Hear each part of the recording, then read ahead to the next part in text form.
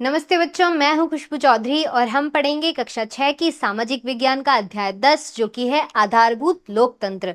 आज के इस भाग 5 के अंतर्गत हम कुछ अन्य महत्वपूर्ण प्रश्न हल करेंगे जो कि आपकी परीक्षा में आ सकते हैं। तो आइए शुरू करते हैं पहले प्रश्न से, जिसमें आपसे पूछा गया है अध्याय में बताए गए अनुसार शासन शब्द का अर्थ क्या है। यहाँ आपको शासन शब्द का अर्थ बताना है। विकल्प 1 है केवल नियम बनाने की प्रक्रिया, दूसरा है निर्णय लेने और जीवन को व्यवस्थित करने और नियमों का पालन सुनिश्चित करने की प्रक्रिया, तीसरा है केवल समाज में न्याय लागू करना, चौथा है केवल सरकार के लिए कानून बनाना।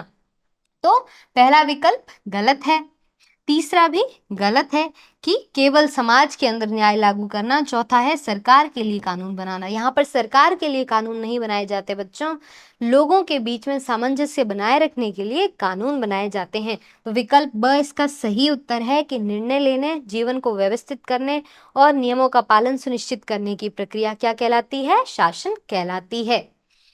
अब अगले प्रश्न की ओर बढ़ते हैं। विधायिका की प्राथमिक भूमिका क्या है? विधायिका के बारे में बच्चों हमने 2-3 बार बात कर ली है। तो विधायिका की क्या प्राथमिक भूमिका है? विकल्प 1 है कानून को लागू करना, दूसरा कानूनों की व्याख्या करना, तीसरा है एक नया कानून बनाना या मौजूद कानूनों में संशोधन करना, चौथा है कानून और व्यवस्था बनाए रखना। विधायिका क्या करती है बच्चों? विधायिका कानून बनाती है। तो नए कानून बनाना और मौजूदा कानून के अंदर संशोधन करना किसका कार्य है? विधायिका का कार्य है। तो विकल्प स इसका सही उत्तर है। अब तीसरे प्रश्न की ओर बढ़ते हैं। सरकार में शक्तियों का पृथक्करण शब्द क्या सुनिश्चित करता है? क्यों जरूरी है शक्तियों का पृथक्करण? विकल्प 1 है सरकार के सभी अंगों के बीच में एकता। अब यहाँ से एक प्रश्न बनता है बच्चों, सरकार के कितने अंग हैं? 3 अंग है, याद रखिएगा, विधायिका, कार्यपालिका और न्यायपालिका। प्रत्येक अंग दूसरे पर नियंत्रण रखता है और संतुलन बनाए रखता है। तीसरा है न्यायपालिका का अन्य अंगों पर प्रभुत्व, चौथा है कार्यपालिका सभी कार्यों को नियंत्रित करती है। तो इस प्रश्न का सही उत्तर क्या है बच्चों? विकल्प ब कि प्रत्येक अंग दूसरे पर नियंत्रण रखता है, अर्थात एक दूसरे पर ध्यान रखता है और अगर कोई रास्ता भटक गया है तो उसको रास्ते पर लाना। इसका क्या मतलब हुआ? कहीं असंतुलन हो जाता है तो उसको संतुलन में लाना, ताकि जो व्यवस्था है वो सुव्यवस्थित तरीके से चल सके। चौथे प्रश्न की ओर बढ़ते हैं। भारत में सरकार के कितने स्तर हैं? विकल्प 1, 1, 2, 3 और 4। भारत के अंदर सरकार के कितने स्तर है बच्चों? 3 स्तर है। तो विकल्प स इसका सही उत्तर है। 3 स्तर कौन से? सबसे पहला है स्थानीय स्तर, याद रखिएगा, पिरामिड में ये सबसे नीचे आता है। फिर राज्य स्तर आ गया, उसके बाद में राष्ट्रीय स्तर आ जाता है। याद रखिएगा बच्चों, सरकार के कितने स्तर है? 3 स्तर है, स्थानीय, राज्य और राष्ट्रीय स्तर। विकल्प स इस प्रश्न का सही उत्तर है। पांचवा प्रश्न क्या कहता है? सत्यमेव जयते का क्या अर्थ है? विकल्प 1 है सत्य की ही जीत होती है, दूसरा है जीत बहादुरों की होती है, तीसरा सभी के लिए न्याय और चौथा है शासन में समानता। तो बच्चों इस प्रश्न का सही उत्तर क्या है? कि सत्य की ही जीत होती है, सत्यमेव जयते का ये अर्थ है। छठे प्रश्न की ओर बढ़ते हैं। भारत में केंद्र सरकार का नाम मात्र प्रमुख कौन होता है? तो विकल्प पहला है मंत्री, दूसरा मुख्यमंत्री, तीसरा राष्ट्रपति और चौथा है राज्यपाल। तो बच्चों केंद्र सरकार की अगर हम बात करें तो भारत के अंदर राष्ट्रपति नाम मात्र प्रमुख होता है, जिसको हम औपचारिक प्रमुख बोलते हैं। और अगर राज्य स्तर की बात की जाए तो राज्यपाल जो है बच्चों वो औपचारिक प्रमुख या फिर नाम मात्र प्रमुख होता है राज्य स्तर पर। केंद्र स्तर पर राष्ट्रपति। तो विकल्प स इस प्रश्न का सही उत्तर है। अगले प्रश्न की ओर बढ़ते हैं। अध्याय के अनुसार प्रत्यक्ष लोकतंत्र क्या है? यहाँ पर आपको प्रत्यक्ष लोकतंत्र का मतलब समझाना है, जिसमें पहला विकल्प है एक ऐसी प्रणाली जिसमें नागरिक प्रतिनिधित्वों का चुनाव करता है, दूसरा है एक ऐसी प्रणाली जिसमें नागरिक सीधे निर्णय लेने में भाग लेते हैं, तीसरा है एक ऐसी प्रणाली जो कि न्यायपालिका द्वारा नियंत्रित होती है, चौथा है एक ऐसी प्रणाली जो नागरिक भागीदारी को नजरअंदाज करती है। तो विकल्प चौथा क्या है? गलत है। तीसरा भी गलत है। दूसरा क्या कहता है? एक ऐसी प्रणाली जिसमें नागरिक सीधे निर्णय लेने में भाग लेते हैं। तो विकल्प ब इस प्रश्न का सही उत्तर है कि प्रत्यक्ष लोकतंत्र क्या होता है? आप सीधे तरीके से निर्णय लेते हैं। और विकल्प अ क्या कहता है, एक ऐसी प्रणाली जिसमें नागरिक प्रतिनिधियों का चुनाव करता है। तो प्रतिनिधित्व का चुनाव कहाँ पर होता है, ये होता है जनप्रतिनिधि सरकार में, जो कि हमारे भारत के अंदर है जनप्रतिनिधि लोकतंत्र। तो यहाँ पर विकल्प ब सही है कि प्रत्यक्ष लोकतंत्र क्या कहलाता है, ऐसी प्रणाली जिसमें नागरिक सीधे तरीके से भाग ले रहे हो, और अप्रत्यक्ष रूप से अगर वो भाग ले रहे हैं तो वो क्या कहलाता है, जनप्रतिनिधि लोकतंत्र कहलाता है। 8वां प्रश्न है, किसी प्राचीन भारतीय आदर्श वाक्य का अर्थ है जहां धर्म है वहां विजय है। आपको बताना है ऐसा कौन सा आदर्श वाक्य है जिसका अर्थ है जहां धर्म है वहां क्या है, विजय है। सत्यमेव जयते, इसका क्या अर्थ है, सत्य की ही विजय होती है। धर्ममेव जयते, ये तो धर्मस्य तो जय, या फिर धर्मो रक्षति रक्षित। इस प्रश्न का सही उत्तर है बच्चों, ये तो धर्मस्य तो जय, जिसका क्या मतलब है, जहां धर्म है वहां पर विजय है। अगले प्रश्न की ओर बढ़ते हैं। अध्याय के अनुसार समाज में नियम क्यों आवश्यक है? प्रतिस्पर्धा को बढ़ावा देना, व्यवस्था और सद्भाव बनाए रखना, कठोर अनुशासन लागू करना, चौथा है व्यक्तिवाद को रोकना। तो बच्चों, समाज के अंदर नियम किस लिए जरूरी है, ताकि उस समाज के अंदर व्यवस्था बनी रहे, सद्भाव बना रहे, कोई मतभेद ना हो, अव्यवस्था ना हो। तो विकल्प ब इस प्रश्न का सही उत्तर है। 10वें प्रश्न की ओर बढ़ते हैं। कार्यपालिका की मुख्य जिम्मेदारियों में से एक क्या है? हमने विधायिका, कार्यपालिका, न्यायपालिका तीनों की अच्छे से बात की थी, डिटेल्ड या फिर विस्तार में बात की थी बच्चों। तो यहाँ पर आपसे पूछा गया है कार्यपालिका की मुख्य जिम्मेदारी क्या है। विकल्प एक क्या है, कानून बनाना, दूसरा है नीतियां लागू करना, तीसरा है कानूनों की व्याख्या करना और उनको लागू करना, चौथा है सरकारी वित्त की देखरेख। तो ये चौथा ऑप्शन गलत है। कार्यपालिका क्या करती है, कानून लागू करती है। तो कानूनों की व्याख्या करना और उन्हें लागू करना किसका कार्य है, कार्यपालिका का कार्य है। जबकि कानून बनाना किसका कार्य है, ये है विधायिका का कार्य, याद रखिएगा। 11वें प्रश्न की ओर बढ़ते हैं। वह कौन सा ढांचा है जो कि शासन में समानता, न्याय और पहचान के प्रति सम्मान सुनिश्चित करता है? हमें यहाँ पर एक ऐसा ढांचा बताना है जो शासन के अंदर क्या करता है, समानता सुनिश्चित करता है। तो कौन सा है, प्रजातंत्र, जिसको लोकतंत्र बोलते हैं हम, लोगों का शासन, जनता का शासन। अगले प्रश्न की ओर बढ़ते हैं। भारत में राज्य सरकार के प्रमुख, जो कि नाम मात्र के प्रमुख होते हैं, उनके लिए कौन सा शब्द प्रयोग किया गया है? तो बच्चों, उसके लिए राज्यपाल शब्द का प्रयोग किया गया है। 13वां प्रश्न देखते हैं। सरकार का कौन सा अंग यह सुनिश्चित करता है कि कानून सभी के लिए निष्पक्ष हो? बच्चों, हमने बात की थी कि एक तो कानून निष्पक्ष होना चाहिए, दूसरा वो क्या होना चाहिए, संवैधानिक होना चाहिए। तो ये सुनिश्चित कौन करेगा, कौन सा सरकार का अंग सुनिश्चित करेगा? तो न्यायपालिका ये तय करेगी कि कानून सभी के लिए निष्पक्ष हो और संवैधानिक हो। 14वां प्रश्न देखते हैं। अवैध कार्य करने के लिए प्रौद्योगिकी का उपयोग करने वाले अपराधियों को क्या कहा जाता है? ऐसे कौन से अपराधी हैं जो कि तकनीक या फिर प्रौद्योगिकी का उपयोग करते हैं और अवैध कार्य करते हैं? उनको बच्चों बोला जाता है साइबर क्रिमिनल्स। साइबर क्रिमिनल्स के द्वारा ये अवैध कार्य किए जाते हैं, अपराध किए जाते हैं, और ऐसे साइबर क्रिमिनल्स जो ये कार्य करते हैं, अपराध करते हैं, उस अपराध को साइबर क्राइम कहा जाता है, जो कि तकनीक या प्रौद्योगिकी की सहायता से या उसके माध्यम से किया जाता है। और इसके लिए कानून भी बनाए गए हैं ताकि जो लोग साइबर क्रिमिनल्स है या साइबर क्राइम करते हैं उनको सजा दी जा सके। तो ये कानून जो है बच्चों, ये धीरे धीरे ऐड होते जाते हैं, कुछ कानून हट जाते हैं, कुछ कानून के अंदर थोड़ा बहुत बदलाव आता है जो कि लोगों के हित के लिए होता है। पहले प्रौद्योगिकी और टेक्नोलॉजी इतनी ज़्यादा नहीं विकसित थी, इसीलिए ऐसे अपराध नहीं होते थे। लेकिन जैसे जैसे पिछले 30-40 सालों के अंदर प्रौद्योगिकी और तकनीक के अंदर विकास हुआ है, वैसे वैसे ये अपराध बढ़ने लग गए। तो ऐसे अवैध कार्य जब बढ़ रहे हैं तो इनके लिए कुछ कानून तो होंगे ही। तो नए कानून बनाए गए और जो साइबर क्रिमिनल्स है इनको दंड दिया जाता है, सजा दी जाती है और जुर्माना भरना पड़ता है। अगले प्रश्न की ओर बढ़ते हैं। जब लोग स्वयं पर सीधे शासन करते हैं तो किस प्रकार की सरकार अस्तित्व में आती है? जब हम खुद पर शासन करेंगे बच्चों तो कौन सी सरकार आएगी? प्रत्यक्ष लोकतंत्र।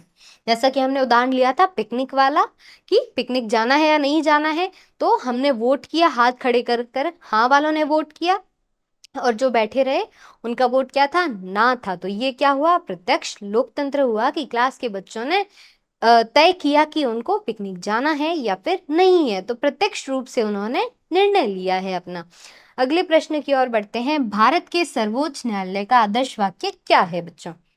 भारत का जो सर्वोच्च न्यायालय है उसका आदर्श वाक्य है यतो धर्मस्ततो जय, जिसका अर्थ क्या है? जहां पर धर्म है वहां पर विजय है। और बच्चों ये जो आदर्श वाक्य है भारत सरकार के कुछ संस्थाओं के या फिर एजेंसियों के, ये कहाँ से लिए गए हैं? ये लिए गए हैं भारत के प्राचीन ग्रंथों से, भारत के साहित्य से। शासन के संदर्भ में नाम मात्र प्रमुख शब्द का क्या अर्थ है? नाम मात्र प्रमुख कौन होता है बच्चों? जो प्रत्यक्ष रूप से उसकी कोई भूमिका नहीं होती लेकिन उसको कुछ विशेष अधिकार दिए गए होते हैं। तो नाम मात्र प्रमुख से तात्पर्य ऐसे नेता से है जो नाम मात्र के लिए पद धारण करता है, जैसे कि केंद्र स्तर पर राष्ट्रपति और राज्य स्तर पर राज्यपाल। लेकिन सरकार के दिन प्रतिदिन के जो कामकाज होते हैं उसमें कोई हस्तक्षेप नहीं करता। जैसे कि राष्ट्रपति है, वो केंद्र सरकार में हस्तक्षेप नहीं करेगा, उसके निर्णय में कोई हस्तक्षेप नहीं करेगा। दूसरी ओर राज्यपाल राज्य सरकार के निर्णय में हस्तक्षेप नहीं करता है। तो उदाहरण के लिए भारत का राष्ट्रपति केंद्र सरकार का नाम मात्र प्रमुख होता है और किसी राज्य का राज्यपाल जो होता है वो भी नाम मात्र प्रमुख होता है। 18वां प्रश्न है, बाढ़ जैसी प्राकृतिक आपदाओं के दौरान सरकार कैसे मदद करती है? किसी क्षेत्र के अंदर बच्चों बाढ़ आ जाए, पहले तो हमने बात की थी कि भारतीय सरकार जो है वो 3 स्तरों में विभाजित है। स्थानीय स्तर पर कोई छोटा मोटा एरिया प्रभावित हो रहा है तो जो स्थानीय सरकार है वो संभालेगी, और कुछ शहर या फिर कुछ गांव प्रभावित हो रहे हैं तो राज्य सरकार संभालेगी। वहीं कई सारे शहर और राज्य प्रभावित हो रहे हैं तो केंद्र सरकार उस मामले को हल करेगी, उसका समाधान करेगी। तो बाढ़ के दौरान स्थानीय प्राधिकारी छोटी मोटी समस्याओं का प्रबंधन करते हैं। राज्य सरकारें क्या करती है? कस्बों और गांवों को प्रभावित करने वाली बड़ी समस्याओं के लिए कदम उठाती है, तथा केंद्र सरकार बड़ी आपदाओं के लिए राहत सामग्री उपलब्ध कराती है तथा बचाव दल भेजती है। तो जो राष्ट्रीय मुद्दे हो गए उसमें केंद्र सरकार हस्तक्षेप करेगी, राज्य स्तर वाली की जिम्मेदारी किसकी होगी? राज्य सरकार की। और किसी छोटे एरिया पर, गांव या फिर किसी एक शहर में, तो स्थानीय प्राधिकारी या स्थानीय सरकार उस समस्या का हल करेगी। दूसरा, राहत सामग्री जो है बच्चों वो कौन पहुंचाएगा? सैनिक पहुंचाएंगे। अगला प्रश्न है, एक वैज्ञानिक और भारत के राष्ट्रपति के रूप में डॉक्टर एपीजे अब्दुल कलाम के योगदान के बारे में लिखें तथा उनके विचारों और दर्शन ने युवाओं को कैसे प्रेरित किया है? शासन में नेतृत्व के महत्व को कैसे दर्शाया है? बच्चों, एपीजे अब्दुल कलाम जो थे उनकी भी औपचारिक भूमिका थी, वो भी औपचारिक प्रमुख थे, मतलब नाम मात्र प्रमुख थे भारत के। वो 2002 से 2007 में कार्यरत थे भारत के राष्ट्रपति के रूप में। उनका योगदान क्या है? भारत के मिसाइल और अंतरिक्ष कार्यक्रमों में उनकी भूमिका के लिए उन्हें भारत के मिसाइल मैन के रूप में जाना जाता है। याद रखिएगा बच्चों, भारत का मिसाइल मैन किसे कहा जाता है? डॉक्टर एपीजे अब्दुल कलाम को। और वो भारत के 11वें राष्ट्रपति थे। उनका कार्यकाल कब से कब का था? 2002 से 2007 के बीच में उन्होंने कार्य किया राष्ट्रपति के पद पर। भारत की परमाणु क्षमताओं के विकास में भी उन्होंने महत्वपूर्ण भूमिका निभाई। वो क्या प्रेरणा देते हैं लोगों को बच्चों? शिक्षा की, नवाचार, बड़े सपने देखने की, वकालत की, ये सारी प्रेरणाएं उन्होंने लोगों को दी। एक औपचारिक प्रमुख होने के बावजूद भी, सिर्फ नाम मात्र प्रमुख होने के बावजूद भी उन्होंने लाखों लोगों को प्रभावित किया। अपनी विनम्रता और सामाजिक उद्देश्यों के प्रति प्रतिबद्धता से युवाओं को प्रेरित किया। बच्चों, युवा जो है देश के, वो देश का भविष्य होते हैं, तो इन्होंने युवाओं को प्रेरित किया, दृढ़ता और कड़ी मेहनत जैसे मूल्यों को प्रोत्साहित किया। इन्होंने दिन में जो सपने देखते हैं अपन, उसके बारे में काम करने के लिए, मेहनत करने के लिए और लगातार उस पर डटे रहने के जैसे विचार दिए इन्होंने। तो ये विचार सभी युवाओं को प्रेरित करते हैं। उद्वरण उनका क्या था? सपना वह नहीं है जो आप सोते समय देखते हैं, सपना वह है जो आपको सोने नहीं देता। दूसरा उदाहरण एक और है जिसने लोगों को, कई सारे लोगों को प्रेरित किया। जैसे कि यदि 4 बातों का पालन किया जाए, जो कि है महान लक्ष्य रखना, दूसरा है ज्ञान प्राप्ति करना, तीसरा है कड़ी मेहनत और चौथा है दृढ़ता से हासिल किया जा सकता है कोई भी लक्ष्य। तो ये सारी चीजें, सबसे पहला क्या हुआ? महान लक्ष्य सोचना, फिर ज्ञान प्राप्त करना, फिर उस पर कड़ी मेहनत करना और फिर उस पर निरंतर बने रहना किसी भी लक्ष्य प्राप्त करने के लिए आपकी सहायता करेगा। तो ये थे एपीजे अब्दुल कलाम के कथन, जिन्होंने लाखों जनता को या लाखों लोगों को प्रेरित किया। अगले प्रश्न की ओर बढ़ते हैं। जमीनी स्तर पर लोकतंत्र क्या है? इसका प्रतिनिधि लोकतंत्र की अवधारणा से क्या मतलब है? लोकतंत्र क्या है बच्चों? जमीनी स्तर पर लोकतंत्र का अर्थ है आम नागरिकों की भागीदारी को सक्षम एवं प्रोत्साहित करता है। आधार स्तर पर नागरिकों को अपने ऊपर पड़ने वाले निर्णयों को प्रभावित करने के लिए सशक्त बनाता है। और प्रतिनिधि लोकतंत्र से क्या संबंध है बच्चों? नागरिक विधानसभाओं में अपनी ओर से बोलने और कार्य करने के लिए प्रतिनिधित्वों का चुनाव करते हैं। तो बच्चों, भारत के अंदर भी प्रतिनिधियों का चुनाव होता है, इसीलिए जनप्रतिनिधि लोकतंत्र कहलाता है भारत का लोकतंत्र। जमीनी स्तर का लोकतंत्र स्थानीय स्तर पर नागरिकों की प्रत्यक्ष भागीदारी पर केंद्रित होता है। तो जमीनी स्तर का जो लोकतंत्र होता है बच्चों, उसमें लोगों की डायरेक्ट भूमिका होती है, प्रत्यक्ष भागीदारी होती है। जबकि प्रतिनिधि लोकतंत्र निर्वाचित जो पदाधिकारी है उनके माध्यम से संचालित होती है। यहाँ पर बेसिकली प्रत्यक्ष और अप्रत्यक्ष लोकतंत्र की बात की गई है कि प्रत्यक्ष लोकतंत्र क्या होता है और जनप्रतिनिधि लोकतंत्र क्या होता है, इनमें क्या अंतर है। तो बच्चों, नेक्स्ट क्वेश्चन की तरफ बढ़ते हैं, जो कि है सरकारी स्तरों का उनके उत्तरदायित्वों से मिलान करें। आपको स्तंभ अ का स्तंभ ब से मिलान करना है, जहां पर सरकारी स्तर है स्तंभ अ में और उनके उत्तरदायित्व स्तंभ ब के अंतर्गत लिखे गए हैं। तो पहला है स्थानीय सरकार। स्थानीय सरकार क्या करती है बच्चों? सरकारी जो ग्राम स्तरीय मुद्दे हैं उनका प्रबंधन करती है। तो पहले का मिलान किससे करेंगे? सी से। राज्य सरकार क्या करती है? राज्य के अंदर कानून और व्यवस्था का प्रबंधन करती है। तो दूसरे का मिलान करेंगे हम ए से। तीसरा है केंद्र सरकार। केंद्र सरकार क्या करती है? राष्ट्र स्तर की जितनी भी समस्याएं होती है उससे निपटान करती है, जैसे कि हमारी रक्षा, देश की रक्षा। तो ये किससे मिलान होगा इसका? बी से। तो यहाँ पर हम देख सकते हैं कि पहले में सी, दूसरे में ए और तीसरे के अंदर बी है। ये हम कहाँ देख सकते हैं? विकल्प अ के अंदर। तो यहाँ पर बच्चों विकल्प अ इस प्रश्न का सही उत्तर है, जहाँ पर स्थानीय सरकार ग्राम स्तरीय मुद्दों को संभालती है या उससे निपटान करती है। राज्य सरकार राज्य के सभी मुद्दों का निपटान करती है। राष्ट्रीय सरकार या फिर केंद्र सरकार, जिसको हम बोलते हैं, केंद्र सरकार को संघ सरकार के नाम से भी जाना जाता है। तो ये राष्ट्रीय स्तर की जितने भी मुद्दे या समस्याएं होती है उसको हल करती है। अगला प्रश्न है सरकारी अंगों को उनकी भूमिकाओं से सुमेलित करिए। यहाँ पर एक तरफ हमें स्तंभ ए के अंदर सरकारी अंग दिए गए हैं। हमने पढ़ा था कि सरकार के 3 अंग होते हैं। दूसरी तरफ हम देख सकते हैं उनकी भूमिकाएं। तो स्तंभ ए के अंदर सरकारी अंग है और स्तंभ ब के अंदर उनकी भूमिकाएं हैं। तो यहाँ पर हमें अंगों की और उनकी भूमिकाओं की मिलान करनी है, जिसमें सबसे पहला है विधानमंडल। तो बच्चों, विधानमंडल जो कि सरकार का एक अंग है, इसकी क्या भूमिका है? कानूनों को लागू करता है, कानूनों की व्याख्या करना या फिर न्याय सुनिश्चित करना, या फिर कानून बनाता और अद्यतन करता है। तो विधानमंडल का क्या कार्य है? कानून बनाता है और अद्यतन करता है। विधानमंडल या फिर विधायिका, याद रखिएगा विधानमंडल को विधायिका बोला जाता है। यहाँ लिख देती हूं मैं। तो इसका हम मिलान करेंगे सी से। दूसरा है कार्यकारिणी, जिसको हम कार्यपालिका नाम से जानते हैं, ये भी याद रखिएगा, कार्यपालिका। तो कार्यपालिका का मिलान हम किससे करेंगे बच्चों? कि कानूनों को लागू करती है। तो दूसरे में विकल्प ए सही होगा। न्यायतंत्र या फिर न्यायपालिका क्या करती है? कानूनों की व्याख्या करती है और न्याय को सुनिश्चित करती है, सभी लोगों को न्याय मिले और न्याय को सुनिश्चित करती है। तो यहाँ पर हम देख सकते हैं पहले का मिलान हमने किया है सी खंड से, और कार्यपालिका जो कि दूसरा है, दूसरे का मिलान हमने किया है ए से। न्यायतंत्र का विकास हमने किससे किया है? बी से। तो इसका सही उत्तर क्या होगा? ए में सी, दूसरे में ए और तीसरे में बी। तो विकल्प अ इस प्रश्न का सही उत्तर है। तो बच्चों, ये था आज का आखिरी प्रश्न। मिलते हैं एक और मजेदार कक्षा में, तब तक के लिए स्वस्थ रहिए, मस्त रहिए।